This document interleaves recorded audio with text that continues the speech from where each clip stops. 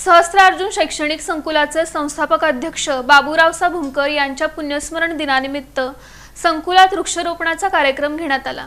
सहस्त्रार्जुन शैक्षणिक संकुलाचे संस्थापक अध्यक्ष बाबूराव दत्तात्रय भुमकर यांच्या 9व्या पुण्यस्मरण दिनानिमित्त संकुलात आयोजित वृक्षारोपण कार्यक्रम प्रसंगी संस्थेचे अध्यक्ष गणपत मिरजकर यांनी हरित शाळा करण्याचा संकल्प केला। यावेळी व्यासपीठावर सहस्त्रार्जुन शैक्षणिक संस्थेचे अध्यक्ष राजू भुमकर, सचिव गजानन गोयल, प्रशालेचे मुख्याध्यापक भगवंत उमदीकर, प्राथमिक विभागाच्या मुख्याध्यापिका मंजुषा माने, इंग्रजी विभागाचे मुख्याध्यापक डॉक्टर विष्णू रंगरेज यांची प्रमुख उपस्थिती होती।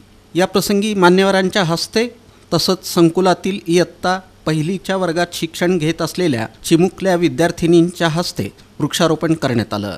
यावेळी संस्थेचे अध्यक्ष गणपत मिरजकर, सचिव गजानन गोयल, शैक्षणिक संस्थेचे अध्यक्ष राजू भुमकर यांनी आपलं मनोगत व्यक्त केलं। कार्यक्रम यशस्वी करण्यासाठी संकुलातील सर्व शिक्षक, शिक्षकेतर कर्मचाऱ्यांनी परिश्रम घेतले।